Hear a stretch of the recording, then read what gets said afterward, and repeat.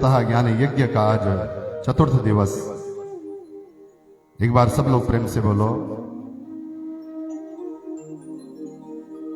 थोड़ा जोर से बोल, थोड़ा और जोर से बोल। सीधे प्रवेश करते हैं साहब शुक्रताल में, जहां पर प्रातः स्मरणीय पूज्यपाद श्री सुखदेव जी महाराज परीक्षित को लक्ष्य करके अमर कथा सुना रहे हैं।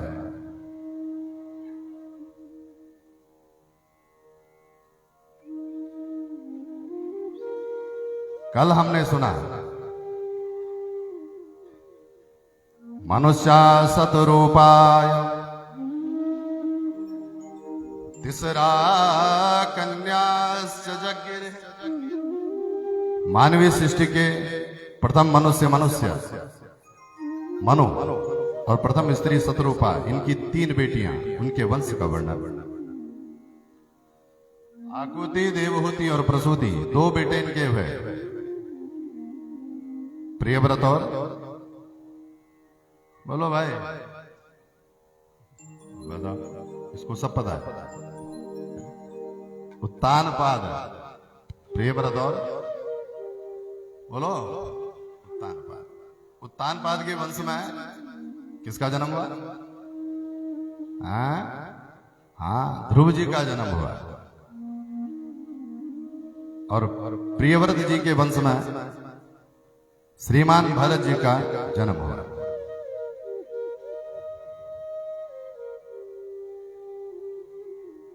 भरत जी जड़ हो गए, जड़ हो गए।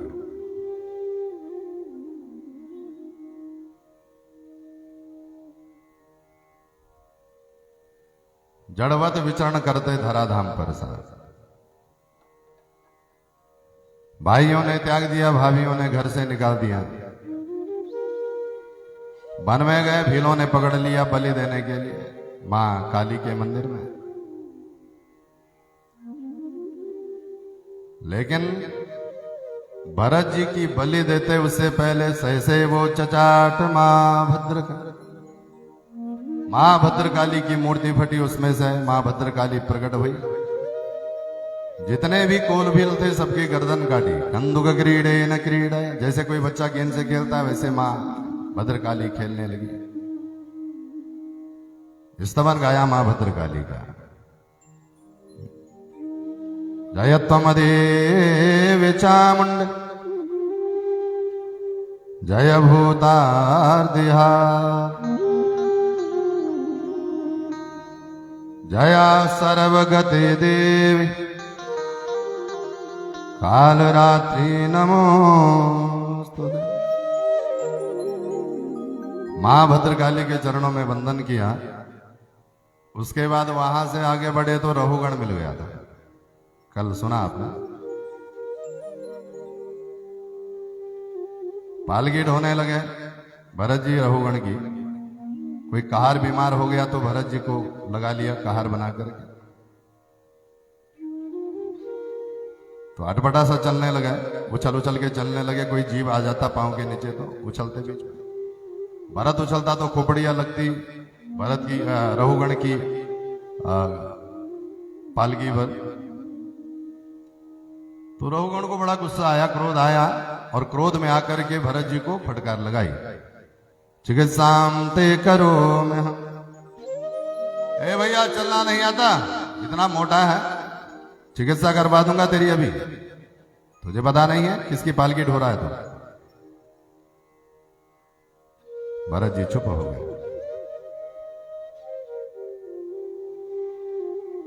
आज तक भरत जी कभी बोले नहीं साहब, कभी नहीं बोले।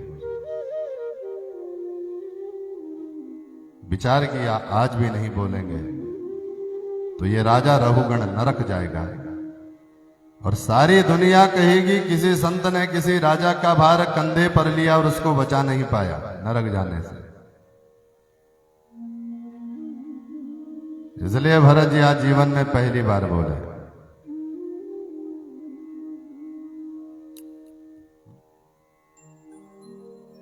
रावण ने पूछा ना कौन है तू?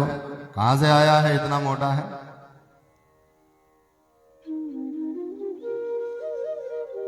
तो भरत जी खड़े हो गए। राजन, क्या कहा तुमने अभी?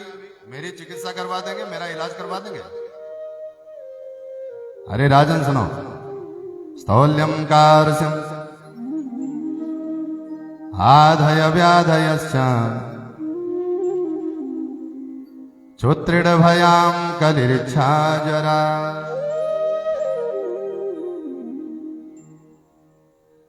राजन,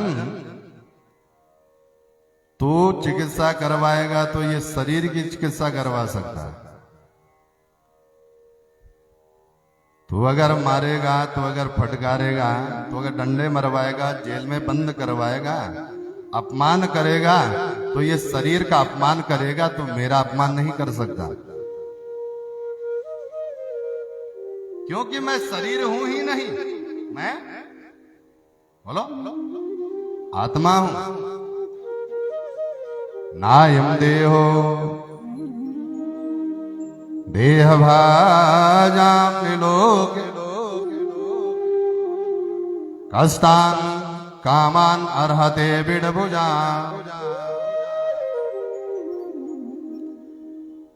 और वैसे भी राजन, शरीर का धर्म अलग होता है, आत्मा का धर्म अलग होता है। मरता शरीर है, आत्मा नहीं मरती। दुख आत्मा को नहीं होता, ये तो वृत्ति बन जाती है। डंडे मरते हैं तो शरीर को कष्ट होता है, आत्मा को नहीं।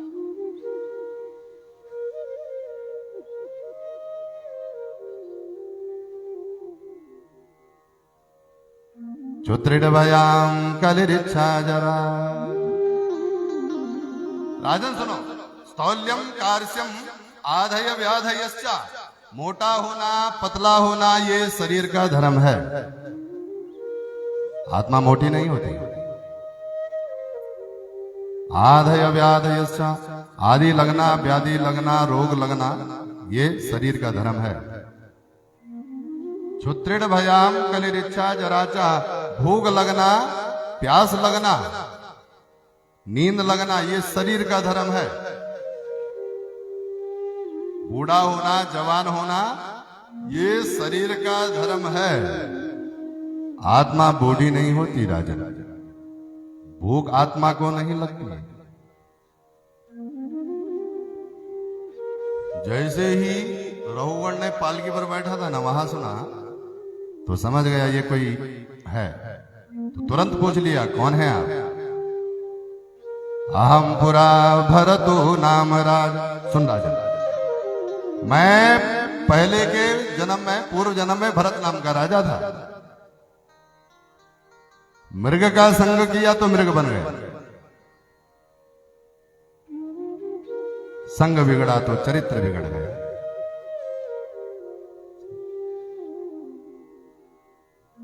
शास्त्र कहते हैं जीवन में याद रखिए, संग कभी गलत नहीं होना चाहिए।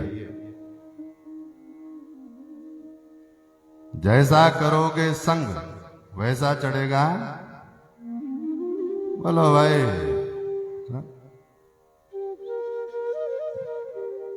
किसी अच्छे आदमी की दोस्ती करोगे तो अच्छे आदमी कहलाओगे, और किसी दरवाजे की दोस्ती करोगे तो 2-4 दिन बाद लोग आपको क्या बोलेंगे?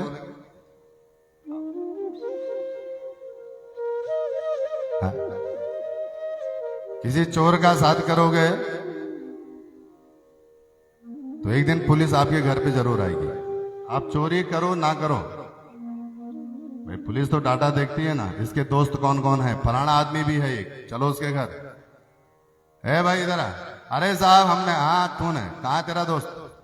तू भी साथ रहता उसके? है तो खाया नहीं कुछ नहीं, और पुलिस आ गई फालतू में घर। संग पवित्र होना।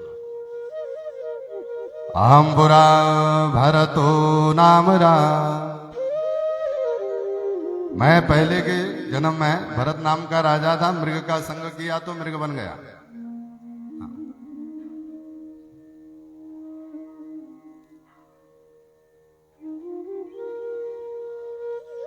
राजन, ये जो वैभव है ना, ये ऐश्वर्य है, ये कुछ पल के लिए होता है। ये सम्मान, ये वैभव, ये संपत्ति, ये दुकान, ये मकान, ये तब के लिए है राजन, जब तक के लिए आप संसार में ये शरीर से विचरण कर रहे हैं। जिस दिन शरीर छूट जाएगा उस दिन सब यहीं धरा रह जाएगा। हमारा मैंने कल कहा था, आप जीवन में कितना भी धन कमा लीजिए, मरने के बाद जो चिट्ठी छापते हैं ना, कार्ड छापते हैं, उस पे क्या लिखते हैं? बोलो भाई, निधन। क्या लिखते हैं? निथयेगम धन। गरीब आदमी था, बेचारा चला गया दुनिया से, समझ, निधन लिखा जाता है। जैसे ही रघुगण ने सुना, तुरंत पालकी से छलांग लगाई, भरत जी के चरणों में गिर गया। गुरुदेव कुछ उपदेश कीजिए ना। तो भरत जी ने यहां पर भवाटवी का सुंदर दिव्य वर्णन सुनाया। राजन सुनो, ये जो जगत प्रपंच है, ये जो संसार है, ये एक अटवी है, वन है, जंगल है। और इसी जंगल में अनेक कई प्रकार के दस्यु रहते हैं, डाकू रहते हैं। ये संसार है अटवी। अब क्या है? अटवी है। और इसी अटवी में, इसी जंगल में अनेकों दस्यु रहते हैं, अनेकों डाकू रहते हैं। ये शरीर क्या है? वन है। और इसी शरीर रूपी वन में जो डाकू रहते हैं, वो कोई और नहीं, शरीर में रहने वाली षडेंद्रियां हैं, 6 इंद्रियां हैं। नामानि षष्टिंद्रियां कर्माण्या एवते। ये नाम की 6 इंद्रियां हैं राजन।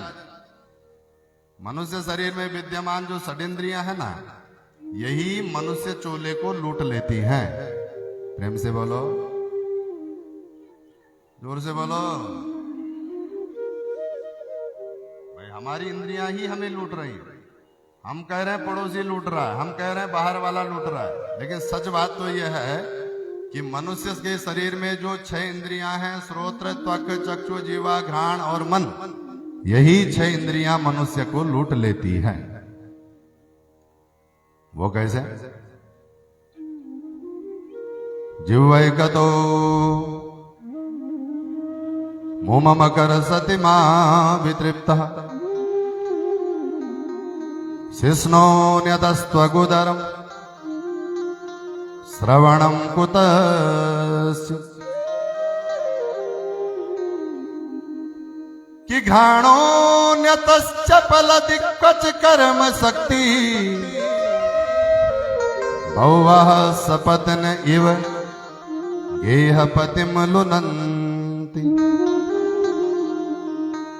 जिह्वः कतो मुमम कर सति मा वितृप्ता। एक तरफ जिह्वा लूटती है भाई। जिह्वा को यहाँ जो संबोधन दिया है असवाल जी, वो लिखा है अतृप्ता। जिह्वा क्या है? अतृप्ता है भाई। मनुष्य शरीर में विद्यमान जो षडेंद्रियां हैं, उन 6 इंद्रियों में सबसे खतरनाक कोई इंद्रिय है, तो वो कौन सी है? बोलो भाई, जीवा, जीव। अच्छा, क्यों खतरनाक है? क्यों खतरनाक है? तो बताते हैं, सुनो। अच्छा एक बात बताओ, आंखें कितनी हैं? बोलो भाई, 2 आंखें हैं। और 2 आंखों का काम कितना है? एक है क्या? देखना। अच्छा, कान कितने हैं? हैं? 2 कानों के काम कितने हैं? एक क्या? सुनना। अच्छा, नाक कितनी है? हैं? 3। कितने? 2 हैं। 2। नासा छिद्र, घ्राण जो इंद्रिय है ना, वो 2 इंद्रियों में आती हैं भाई। जुकाम लगता है ना, तो एक नाक बंद होती तो दूसरी खुली रहती कि नहीं? कभी दोनों नाक एक बार में बंद नहीं होती। और गलती से अगर बंद हो गई ना, तो ज्यादा से ज्यादा 5 सेकंड के लिए दोनों बंद हो गए तो सीताराम हो जाएंगे, समझ? तो नाक कितनी है? हैं? 2 है। अच्छा, 2 नाकों का काम कितना है? एक क्या? सुन। अच्छा, जीभ कितनी है? एक। और काम कितने हैं? हैं? अनेक। बिल्कुल सही कहे। रस भी चखना है, शब्द भी बनाना है। भाई जीवा नहीं होगी तो आप बोल नहीं पाएंगे। जीभ पकड़ के कुछ बोल के दिखाओ जरा, नहीं बोल पाएंगे। अब ये खट्टा है कि मीठा है कौन बताती है? बोलो। जीभ बताती है।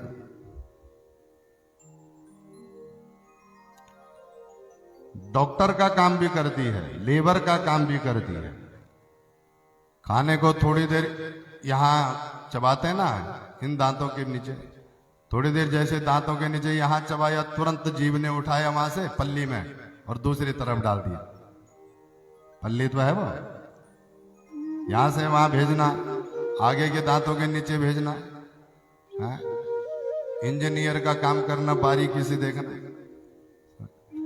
इतने बड़े खाने के ग्रास में, इतने बड़े भोजन के ग्रास में अगर इतना सा बाल चला जाए ना, इतना सा बाल, तो कौन पकड़ता उसको? है? तुरंत 2 मिनट में जीभ पकड़ के बाहर निकाल देती। भाई बेकार की चीज है, देखो क्या साफ विज्ञान है। इतना सा कंकड़ चला जाए ना इतने बड़े ग्रास में, तो सारा ग्रास छोड़ देता है वहीं और कंकड़ को बाहर फेंक देता है तुरंत। 2 बार घूमेगी कंकड़ पकड़ में, देखा? ठीक नहीं। इंजीनियर का काम, लेबर का काम, डॉक्टर का काम, ध्यान दीजिए। जीवा पर घाव लग जाए साहब तो बहुत जल्दी ठीक हो जाता है। जीवा पर घाव लग जाए तो बहुत जल्दी ठीक हो जाता है। पर याद रखना, इस जीवा से अगर घाव लग जाए तो कभी ठीक नहीं होता।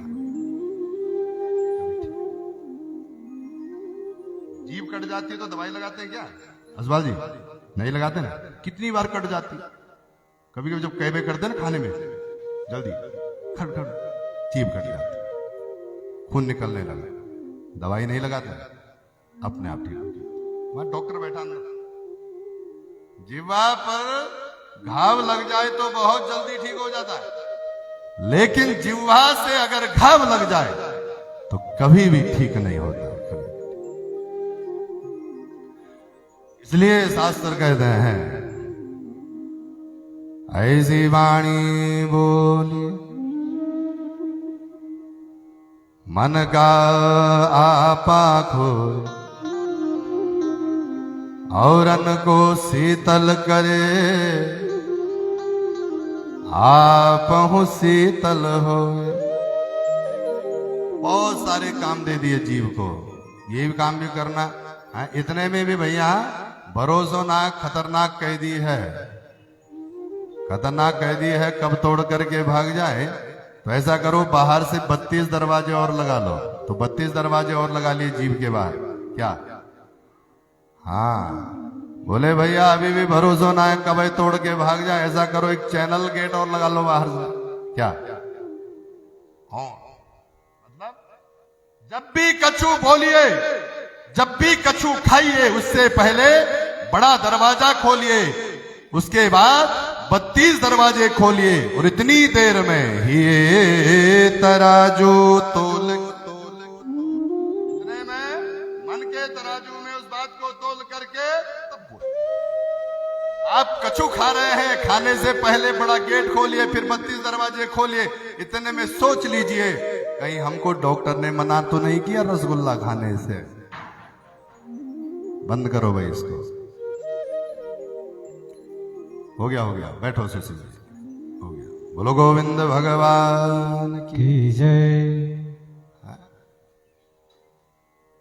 बस 2 ही चीज काम खराब कर दी है, एक तो वाणी जी खराब कर दी है बात, और दूसरा भोजन। हाँ, भोजन अगर दूषित हो गया तो शरीर में व्याधि लग जाएगी। शरीर में रोग का कारण क्या है?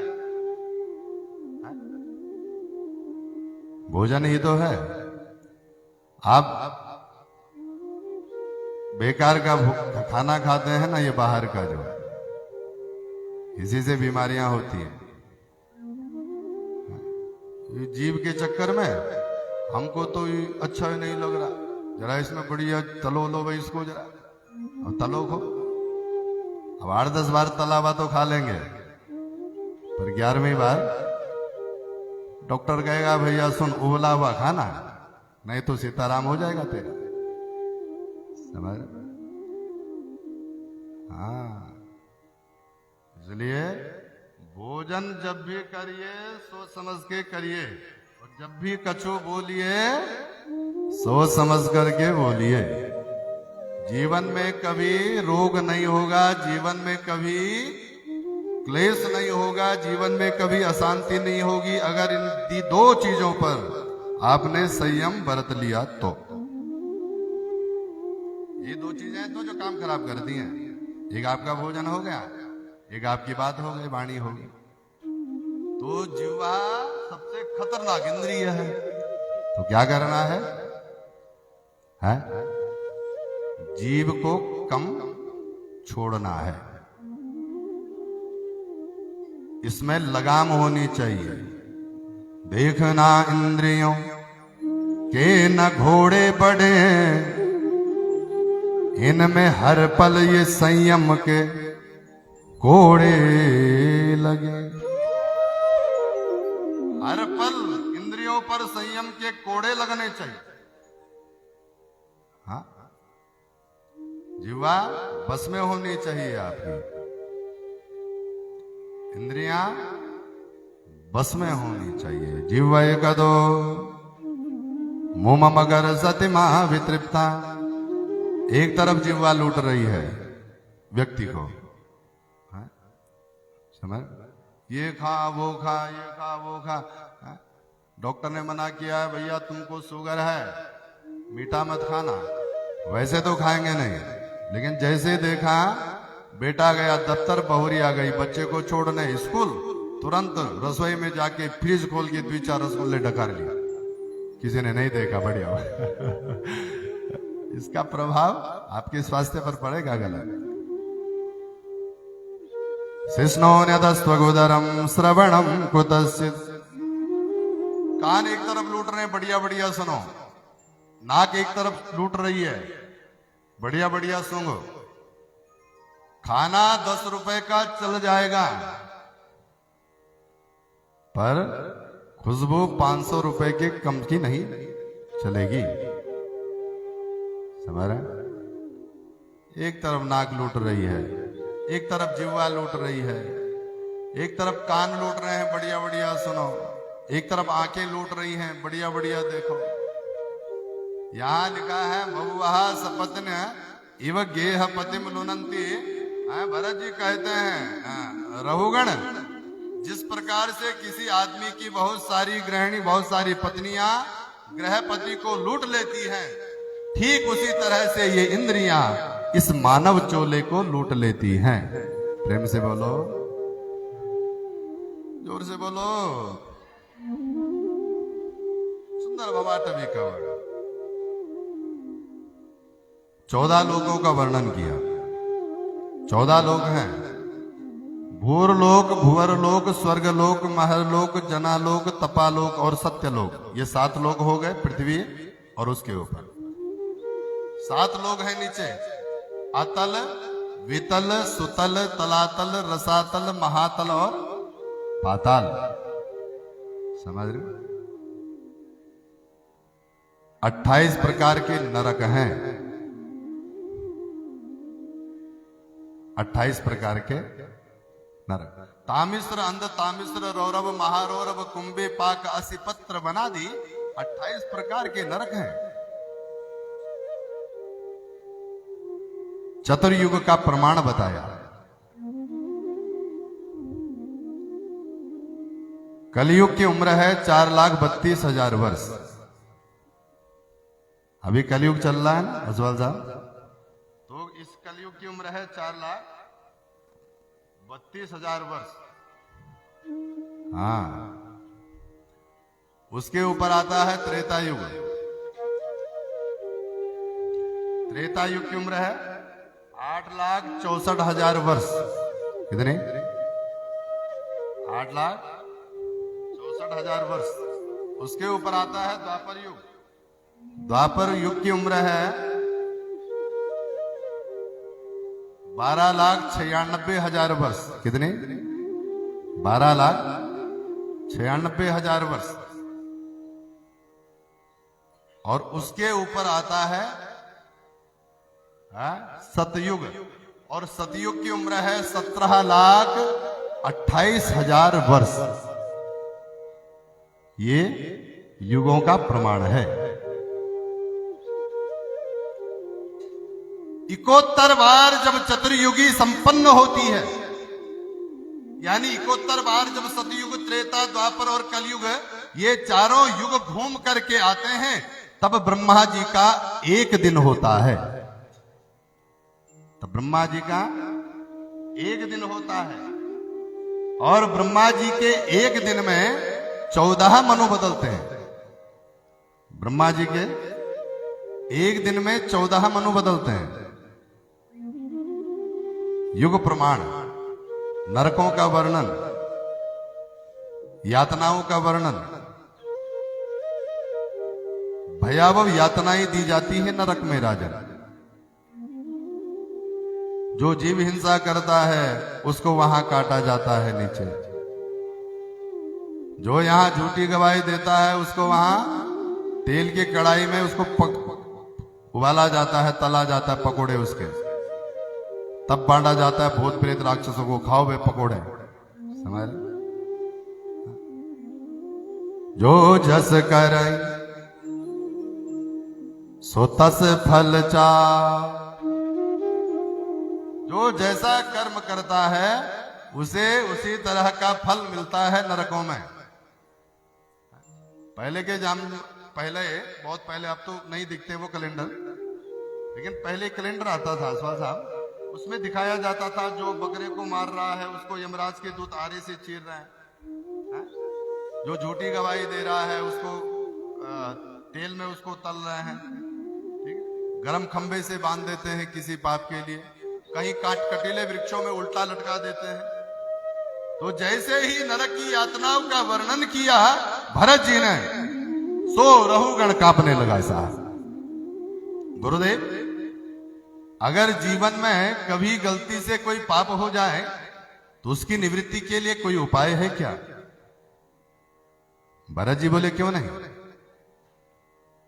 भाई, दुनिया में ऐसा कोई व्यक्ति ही नहीं, दुनिया में कोई ऐसा मनुष्य नहीं जो अपनी छाती पर हाथ रख करके कह दे हमने जीवन में कभी कोई पाप नहीं किया।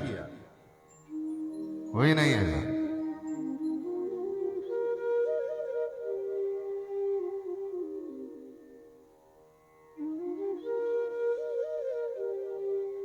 कुछ पाप तो गलती से हो जाते हैं भाई। हम लोग जमीन पर चल रहे हैं, कितने जीव जंतु मर जाते हैं पांव के नीचे चलते। हम लोग पानी पी रहे हैं, कितने जीव जंतु मर जाते होंगे। हम लोग आग जलाते हैं, उसमें कितने जीव जंतु। अब ये लाइट हमने जला रखी है, सुबह देखना कितने जीव जंतु मरे हुए। अनजाने में कुछ पाप हो जाते हैं और उनकी निवृत्ति के लिए कुछ यज्ञ निरंतर व्यक्ति को करने चाहिए। कुछ यज्ञ नित्य रूप से व्यक्ति को करने चाहिए। उनमें से पहला यज्ञ है गाय को ग्रास निकालना। आपके घर में भोजन बनता है ना, तो घर में जब भी भोजन बने तो पहली रोटी बोलो गाय के लिए और अंतिम रोटी कुत्ते के लिए। समझ रहे? हाँ, अंतिम रोटी जो खाता है ना वो बुद्धू होता है, बुद्धू। हमारे घरों में अम्मा कहती हैं अरे ये पिछाड़ बनी रोटी खाई, बोल देंगे ना। हाँ, ये प्रयास करो जो अंतिम रोटी होती है ना वो किसी को देनी नहीं है। और जो पहली रोटी होती है वो भी किसी को देनी नहीं। गलती से लड़के को पहली रोटी दे दी ना तो गाय बन जाएगा गाय। और जब उसकी पत्नी आएगी ना तब उसमें सांगल लगा ली, चल बाजार। हाँ। अक्सर महिलाएं कहती हैं हमारी ये तो गाय है गाय, समझ रहे? तो पहली रोटी गाय की और अंतिम रोटी स्वान। पहला यज्ञ है ये। आपके घर में जब भोजन बनता है तो भोजन बनने के बाद आप उसको जब भी परोसिए तब वो प्रसाद होना चाहिए। दूसरा यज्ञ, और उसके लिए प्रथम आहुति अग्नि को प्रदान करनी चाहिए, यज्ञ नारायण को पहली आहुति। गांव घरों में जब चूल्हे होते थे, आप लोगों ने देखे होंगे कुछ लोगों ने, तो अम्मा, अपनी बात हम कह रहे हैं, अम्मा जब हमको भोजन देती थी ना तो ऐसे तौला होता था पहले, ये प्रेशर हो तो बहुत बाद में आया, वैसे तौले से थोड़ा सा भात निकाल करके चूल्हे में डाल दिया करती थी। हम पूछते थे अम्मा आप ऐसे क्यों करती है? अम्मा बोली बेटा बाद में समझ में आएगा। हाँ, ये यज्ञ नारायण का भाग होता है और इसी भाग के द्वारा पितर भी तृप्त होते हैं। क्योंकि आपने देखा होगा जब भी भोजन बनाया जाता है तो जो पकवान आप बनाते हैं, स्वाला पकौड़ा, तो चूल्हे के ऊपर रखते हैं कि नहीं? और उसको कौन खाता है? तुम्हें नहीं पता?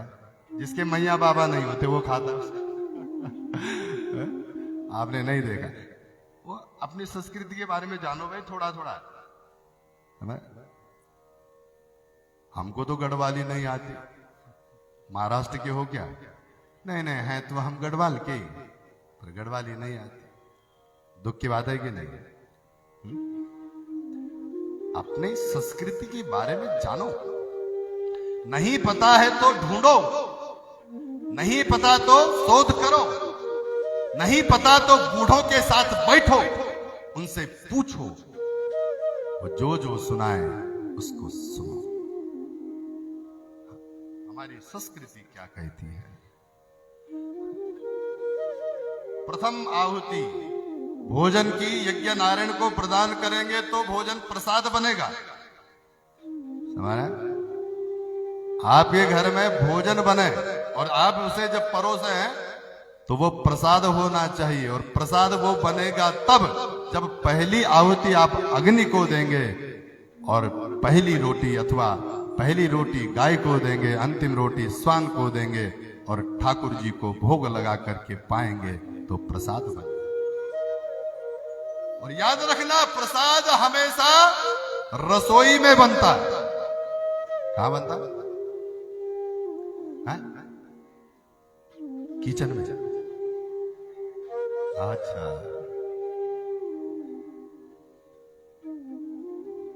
किचन, चलो ठीक है, अंग्रेज बन गए ना तुम तो अब।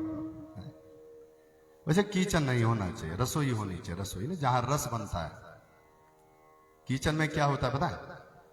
आप खाना बनाते हैं और जब खाने की बारी आती है तो घर में झगड़ा हो जाता है, तो पूरा का पूरा खाना बासी हो जाता है, ऐसे पड़ जाता है।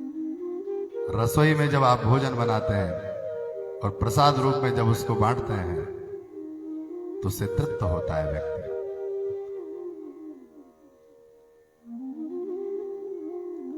पांच यज्ञ व्यक्ति को निरंतर करने चाहिए। आप घर से बाहर निकलते हैं तो जेब में थोड़ा सा आटा रख के जाइए। कहीं आपको दिखा चींटी है तो चींटियों के सामने डाल दो। कहीं आपको दिखा कोई चबूतरा है, कबूतर यहां पर बैठते हैं तो वहां पर थोड़ा सा गेहूं डाल दो। ठीक है? तो ऐसे 5 यज्ञ निरंतर करने से छोटे जो पाप हैं उनसे निवृत्ति हो जाती है। और सबसे उत्तम साधन है राजन, भगवान का स्मरण कीजिए कि एकोपि कृष्णस्य कित प्रणाम दशाश्वमेधी बभृथेन तुल्यम् दशाश्वमेधी पुनरेति जन्म कृष्ण प्रणामेन पुनर्भवा। आपने श्रद्धा से अगर एक बार भगवान को वंदन कर लिया है? भगवान कहते हैं बेटा मुझसे ज्यादा शक्ति मेरे नाम में है। राम से ज्यादा शक्ति राम के बोलो नाम में है। अच्छा एक काम की बात बताते हैं आपको। हम जब भी राम बोलते हैं ना तो कितनी बार बोलते हैं? बोलो 2 बार बोलते हैं। राम राम बोलते हैं कि नहीं? हम जब राधा बोलते हैं तो कितनी बार बोलते हैं? बोल भी लो। राधे राधे बोलो 2 बार नहीं बोलो। बोलो हाँ। राम राम कैसे बोलते हैं? राम राम जी राधे राधे। तो 2 बार ही क्यों बोलते हैं? पता है? अच्छा जो हिंदी व्याकरण है ना, हिंदी की जो वर्णमाला है, हिंदी वर्णमाला में जो रा अक्षर है वो कौन से नंबर पे आता? गिनो जरा। हाँ? आ खा गा घा गा चा छा जा झा या टा ठा डा ढा ना ता था दा धा ना पा फा बा भा मा या रा। कितना हो गया? 27। कितने हो गए? रा कितने नंबर हो गए? 27।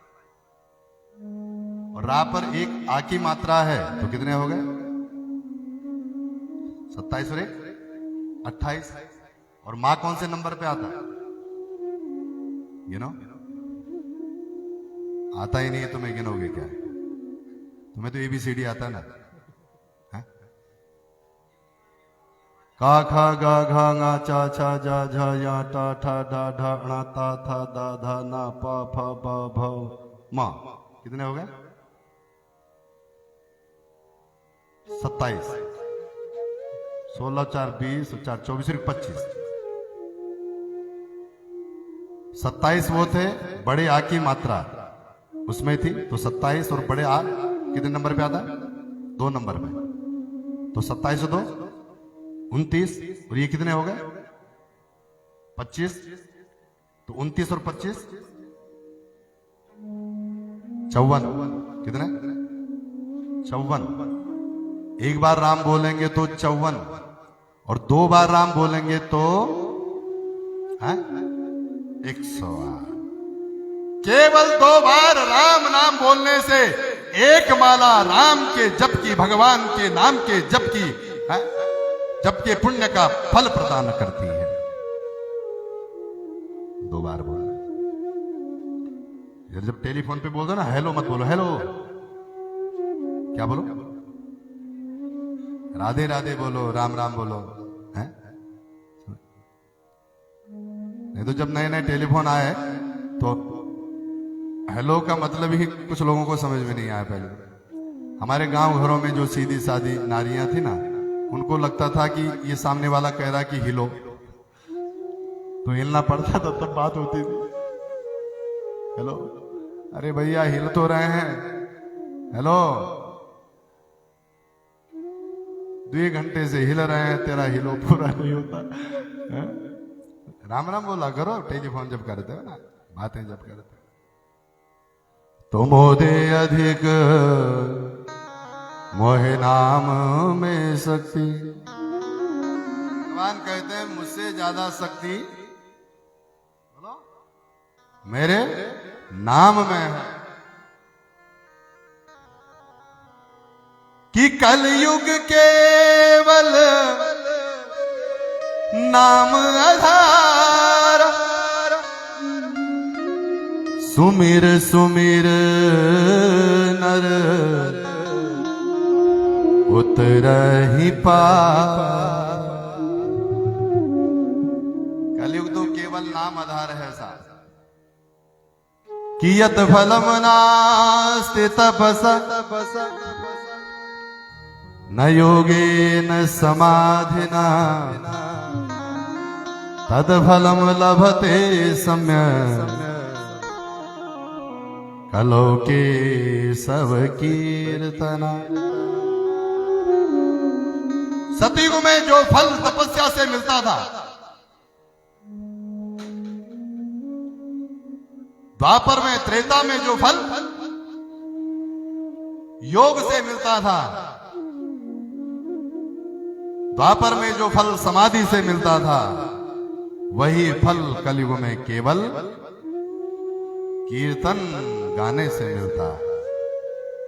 तत्फलम लभते सम्यक कलौ केशव कीर्तना।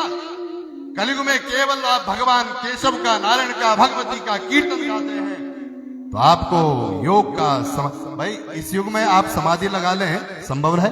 नहीं है ना। 2 मिनट का समय नहीं है आपके पास भगवान के लिए, 2 मिनट का। भगवान के पास जब बत्ती जलाने जाते हैं ना, धूपबत्ती वाला जलाने, जैसे ही अगरबत्ती जलाई, धूपबत्ती जलाई, इतने में दरवाजे पर कोई आ गया, अरे भैया, तो धूपबत्ती लेके दरवाजे पहुंच गए। हाँ हाँ, अरे कम से कम इसको अंदर रख के आता भाई। हा?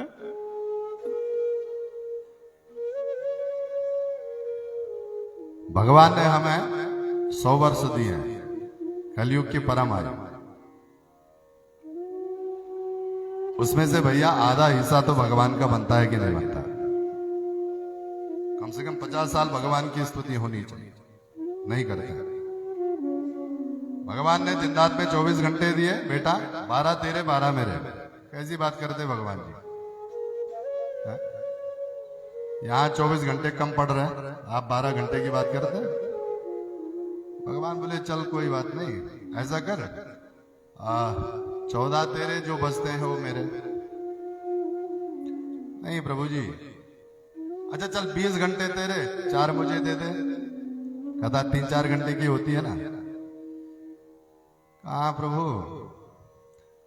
भगवान बोले कुछ तो दे, 1 मिनट दे दे। लेकिन वो 1 मिनट भी नहीं देते हम भगवान को श्रद्धा से। 1 मिनट में भी दिमाग चला जाता है। धूपबत्ती जला रहे हैं, बच्चों को गाली दे रहे हैं, टटका पड़ा। अरे भाई भगवान देख रहा तुझे, काहे गाली दे रहे बच्चों को? थोड़ी देर बैठो ना भगवान के सामने। मत समापात की नास्ति पाप गणे तत्समान।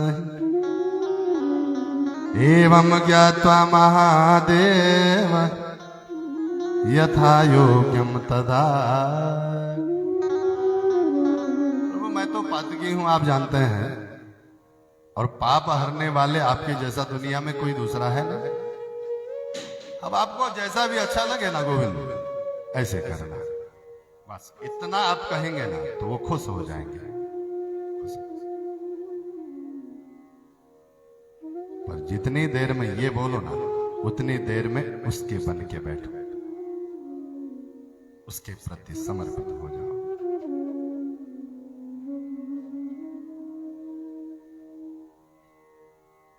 भगवान के नाम में बहुत बड़ी शक्ति है सर। कोई प्रमाण है आपके पास?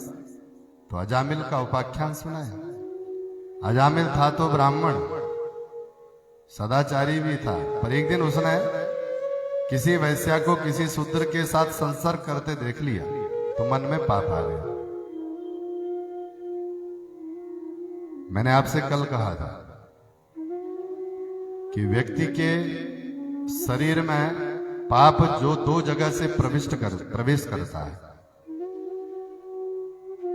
2 जगह से। एक है कान और दूसरा है आंख। आंख से बुरा देखेंगे तो पाप आ जाएगा, कानों से बुरा सुनेंगे तो पाप आ जाएगा। और तीसरा है जिह्वा। जिह्वा से बुरा बोलेंगे तो द्वेष हो जाएगा। इसलिए आपने देखा होगा वो गांधी जी के 3 बंदर कैसे रहते हैं। गांधी जी के 3 बंदर,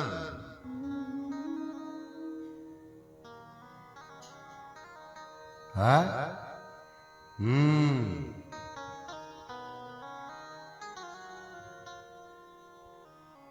बुरा नहीं देखना, बुरा नहीं सुनना और बुरा नहीं बोलना। अजामिल ने आंखों से बुरा देख लिया, मन में पाप आ गया, धर्मपत्नी का परित्याग किया, कणिका को घर में ले आया, वैश्या को घर में ले आया। अब वैश्या को क्या चाहिए? बहुत सारा पैसा चाहिए और लेके आओ। अब बहुत कम समय में बहुत ज्यादा चाहिए तो उसके लिए गलत काम करना पड़ेगा। बोलो, आप चाहते हैं मैं बहुत जल्दी बहुत बड़ा सेठ बन जाऊं, आप चाहते हैं मैं बहुत जल्दी बहुत बड़ा संपत्तिवान बन जाऊं, तो ऐसे नहीं बनेगा। उसके लिए गलत काम करना पड़ेगा, उसके लिए पाप करना पड़ेगा। समझ रहे? भगवान से प्रार्थना कीजिए, गोविंद साईं इतना दीजिए कि जामे कुटुंब समाज, मैं भी भूखा ना रहूं,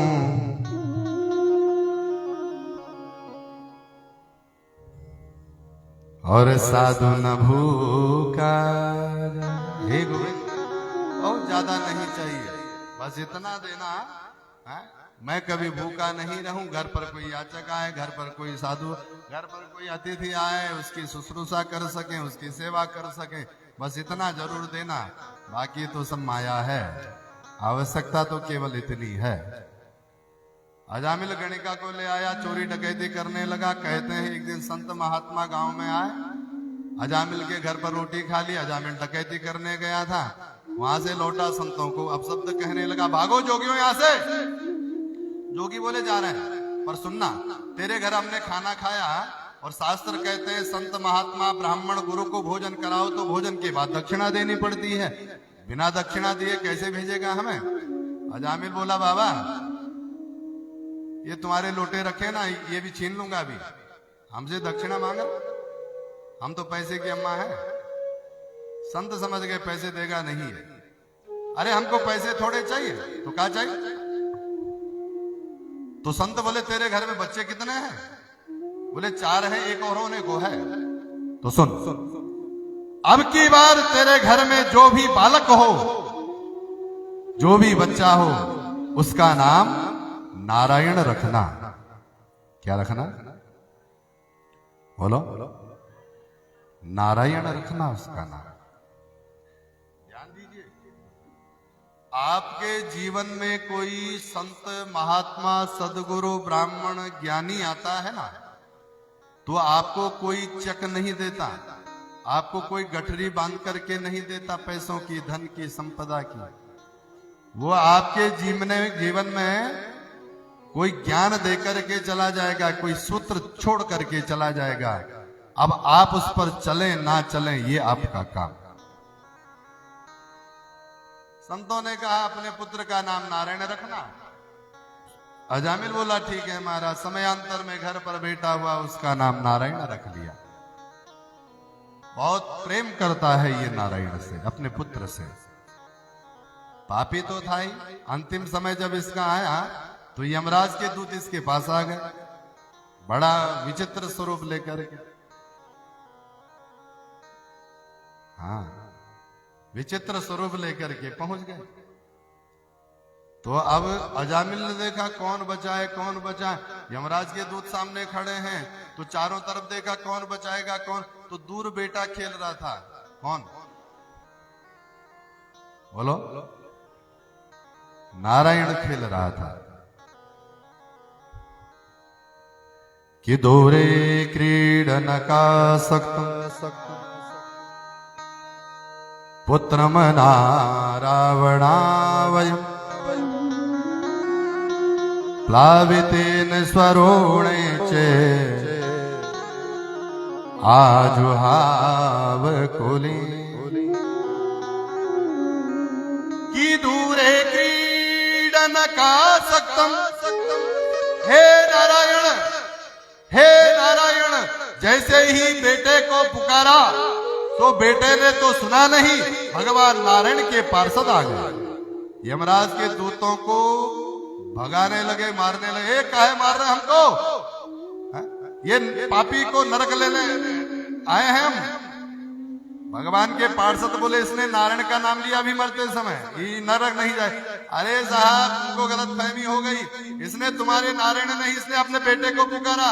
भगवान के पार्षद बोले भैया पुकारा किसी को भी हो, पर नाम तो नारायण का लिया ना, नाम तो नारायण का लिया।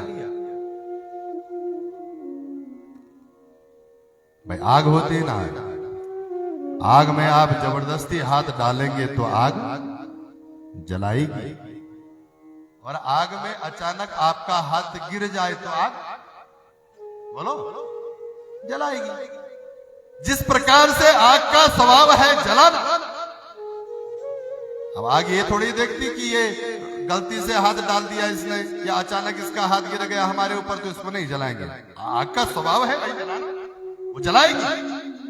जिस प्रकार से आग का स्वभाव है जलाना, ठीक उसी तरह से नारायण का स्वभाव है तारना। कि भाव कुभाव ऐनक यल सहमो, नाम जपत मंगल देश दस। कि भाव कुभाव अनख यल सहमो, नाम जपत मंगल देश दस। आप भगवान का नाम भाव से लीजिए, कुभाव से लीजिए, आलस्य से लीजिए। कुछ लोग कहते हैं ऐसे समय पर भगवान का नाम नहीं नहीं नहीं भाई, शास्त्र कहते हैं आप जहां हैं, जिस स्थिति में हैं, जैसे हैं, उसी स्थिति में आप भगवान का नाम ले सकते हैं। जिस देश में, जिस वेश में आप जहां हैं, आप जैसे रह रहे हैं, आप उसी स्थिति में भगवान का नाम ले सकते हैं। जैसे रहो, जहां रहो, भगवान का नाम लो।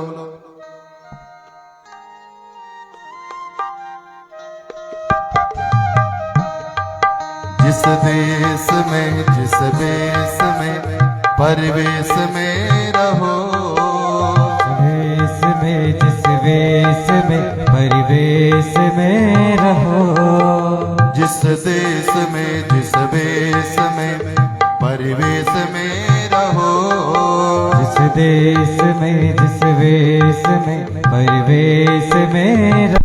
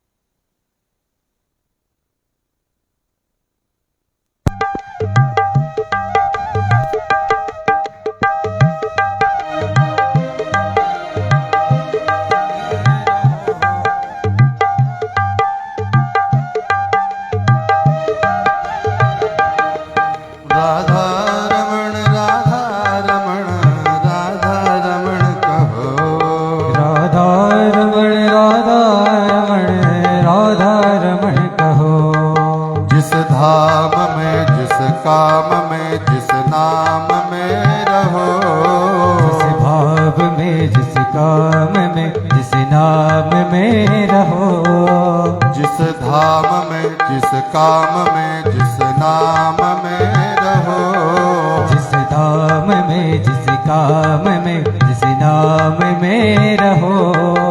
राधा रमण राधा रमण राधा रमण कहो, राधा रमण राधा रमण राधा रमण कहो। बलिहारी बोल। ताली बजाओ भाव।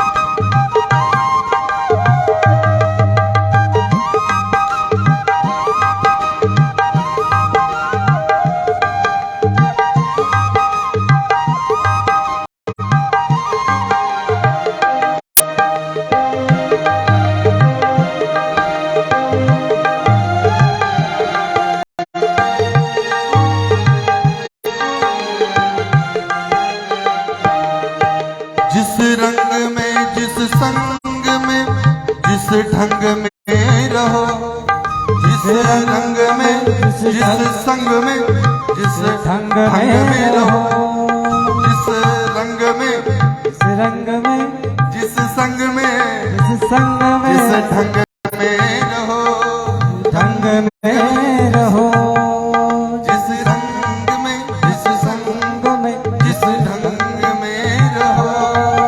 राधा रमण राधा रमण कहो, राधा रमण राधा रमण राधा रमण कहो। जिस देश में जिस बेस में